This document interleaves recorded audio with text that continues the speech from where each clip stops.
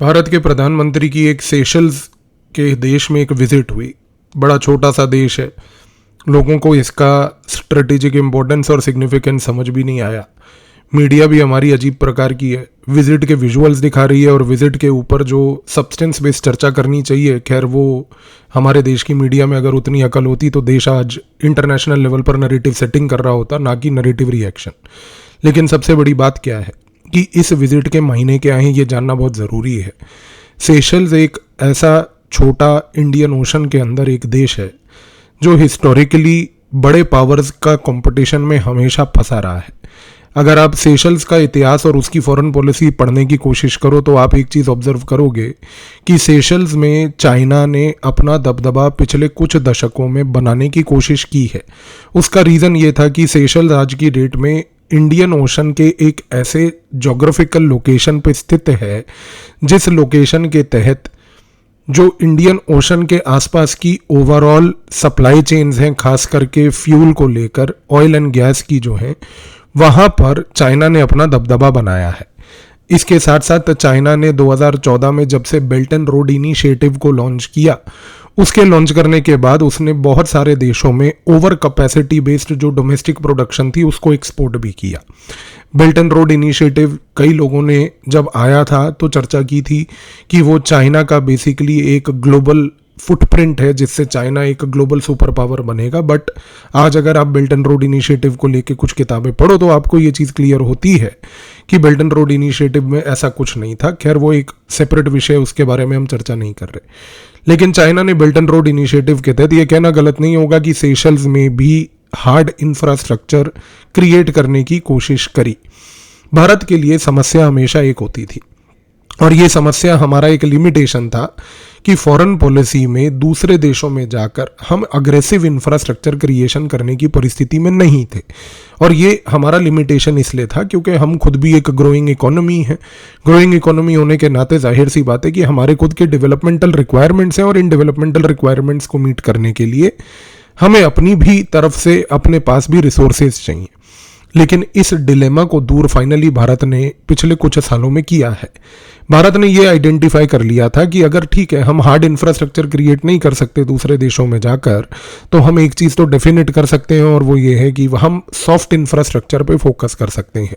Soft infrastructure की जो playbook Bharat ने बनाई उसमें डिजिटल फिजिकल इंफ्रास्ट्रक्चर DPI जिसको हम कहते हैं वो आज एक कोर टूल है। इस DPI डिजिटल फिजिकल इंफ्रास्ट्रक्चर का जो एक कोर टूल है उसका ऑब्जेक्टिव क्या है? ऑब्जेक्टिव ये है कि भारत आज की डेट में इस DPI के बेसिस पे अपने UPI को और सबसे इंपॉर्टेंटली लाइन ऑफ क्रेडिट्स का प्रयोग करके रुपी डोमिनेटेड तरीके के लाइन ऑफ क्रेडिट्स दूसरे देशों को देने की कोशिश करती है। अब आज आप भारत और सेशल्स के इस विजिट के महीनों को अगर आप ध्यान से ऑब्जर्व करें तो आप एक चीज़ देखेंगे और वो ये चीज़ है कि भारत ने 1250 करोड़ की एक लाइन ऑफ क्रेडिट जो है वो सबसे पहले इशू करी है सेशल्स को। अब ये line of credit rupee dominated है। इसका मतलब ये है कि आज सेशल्स को भारत ने 1250 करोड़ रुपया दिया है, डॉलर नहीं दिया है। अब ये रुपये का प्रयोग सवाल उठता है कि सेशल्स किस पर्पस के लिए करेगी। सेशल्स पहली बात 1250 करोड़ से भारत के थ्रू इक्विपमेंट खरीदेगी, भारत के थ्रू अलग अलग प्रकार की जो उसको गुड्स और सर्विसेज की रिक्वायरमेंट है वो खरीदेगी। और जब उसकी पेमेंट करने के लिए सेशल्स भारत के रुपये का प्रयोग करेगी तो पहली बात सिर्फ वो रुपया ही वापस भारत में नहीं आएगा, बल्कि इसके साथ साथ भारत अपना एक्सपोर्ट जो है वो भी सेशल्स में गुड्स एंड सर्विसेज का बढ़ा पाएगा। तो ये जो रणनीति है, इस रणनीति को समझने की कोशिश कीजिए कि कैसे यहाँ पर Bharat rupee based line of credit issue करके उस लाइन ऑफ क्रेडिट से अपने एक्सपोर्ट को बढ़ाने की एक स्ट्रेटेजी बना रहा है। दूसरी बात, भारत ने इसी DPI का प्रयोग करते हुए इकोनॉमिक स्टेटक्राफ्ट के एक टूल में अब ये बात भी बोली है कि हम UPI रेवोल्यूशन जो है उसको सेशल्स को भी कवर करेंगे। UPI जिस प्रकार से इंटरनेशनलाइज हो रहा है उसमें अब सेशल्स एक नई कंट्री के नाम पर जुड़ने जा रहा है। सेशल्स नॉट ओनली एक टूरिस्ट डेस्टिनेशन है बट टूरिस्ट डेस्टिनेशन होने के नाते वहाँ पर अगर UPI अब चलेगा तो इस यूपीआई से भारत के जो टूरिस्ट जाते हैं उनको तो फायदा होगा ही होगा, लेकिन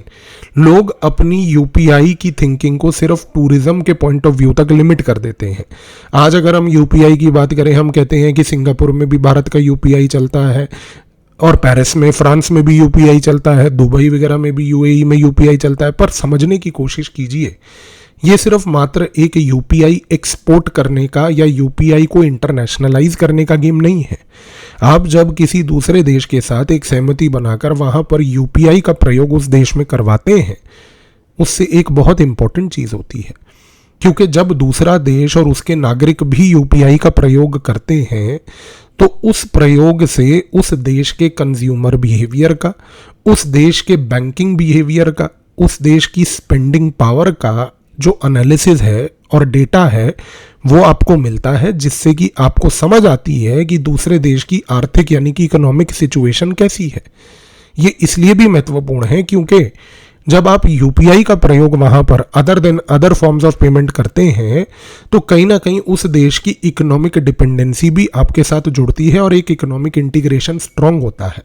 आज सेशल्स के साथ भी वही परिस्थिति भारत ने अचीव करी है यहां पर इस विजिट के दौरान। तीसरी सबसे बड़ी चीज, भारत ने इस बार सेशल्स में जाकर ये बात क्लियर कट बोली कि हम आपके सोशल इंफ्रास्ट्रक्चर प्रोजेक्ट्स जो हैं, खास करके जो चाइना अपने बेल्ट एंड रोड इनिशिएटिव में नहीं करेगा, क्योंकि चाइना का बेल्ट एंड रोड इनिशिएटिव में फोकस सिर्फ ये है कि सेशल्स के अंदर कहाँ पर किसी प्रकार का कोई रिसोर्स है, उस रिसोर्स को मैं कैसे जो है निकाल कर नियरेस्ट पोर्ट तक लेकर आऊं और वहां से उसको एक्सपोर्ट करके अपने पास ले आऊं। लेकिन भारत ने जब ये बात बोली कि हम आपके यहाँ पर अस्पताल हो, आपका सोशल हाउसिंग का लेवल का इंफ्रास्ट्रक्चर हो, इन सारी चीज़ों में हम आपकी मदद करेंगे, तो भारत उस एलिमेंट ऑफ सोसाइटी को केटर कर रहा है जहां पर वो people to people relationship deepen कर पाए। चाइना और भारत के ओवरऑल अप्रोच में फर्क ही ये है कि चाइना केवल केटर करती है आज की डेट में अग्रेसिव लेवल पर सिर्फ वो इंफ्रास्ट्रक्चर जो उसकी इकोनॉमी को मजबूत करे, और भारत उस इंफ्रास्ट्रक्चर पे फोकस करती है हार्ड या सॉफ्ट जो पीपल टू पीपल रिलेशनशिप को डीपन करे। क्योंकि हम आज से 20 साल बाद, 50 साल बाद की सोच के चलते हैं और चाइना सिर्फ अगले 5 साल के रिसोर्स के बारे में सोच के चलता है कि आज इस देश में रिसोर्स है, निकाल लो, जिस दिन खत्म हो गया बाय बाय। तो ये रणनीति जो है, इससे ये कहना गलत नहीं होगा कि भारत ने अपने आप को यहाँ पर सेशल्स के कॉन्टेक्स्ट में एक नेट डेवलपमेंट प्रोवाइडर एनडीपी के नाम पर अपने आप को पोजीशन किया है। और आखिर में ये कहना फिर गलत नहीं होगा कि भारत का ओवरऑल ऑब्जेक्टिव यहाँ पर जो है वो है नेट सिक्योरिटी प्रोवाइडर बनना। नेट सिक्योरिटी प्रोवाइडर में यहाँ पर भारत का उद्देश्य ये है कि जिस प्रकार से सेशल्स के अंदर जो डिफेंस लेवल पर उसको सपोर्ट एंड आज की डेट में आवश्यकता है हेल्प की, वो भारत करेगा। ये चीज़ के तहत एक चीज़ अब स्पष्ट है कि भारत और सेशल्स इस मोमेंट पर यहाँ एक ऐसे इकोसिस्टम में लॉक हो गए हैं कि जिस इकोसिस्टम के तहत भारत अब एक ऐसा ऑल्टरनेटिव सेशल्स के लिए बनने जा रहा है आने वाले समय में कि सेशल्स को मजबूरन अपनी पूरी की पूरी इकोनॉमी और सोसाइटी चाइना पर निर्भर नहीं करनी पड़ेगी। इस विजिट के ये मायने थे और भारत ने इंडियन ओशन में ये जो ऑपरेशन किया एक साइलेंट लेवल पर इस विजिट के तहत, ये भारत को लॉन्ग रन में बहुत ही ज्यादा स्ट्रेटेजिक गेन्स दिलवाने जा रहा है। अब आखिर में इस पूरे के पूरे विजिट के पीछे के स्ट्रेटेजिक असेसमेंट्स को खैर हम एक मेंबर्स ओनली वीडियो में लेवल 6 में देखेंगे, जहां पर समझेंगे कि भारत के इस पर्टिकुलर मूव के बाद वहां पर स्ट्रेटेजिक और जियो इकोनॉमिक असेसमेंट किस नजरिए से होगा। धन्यवाद।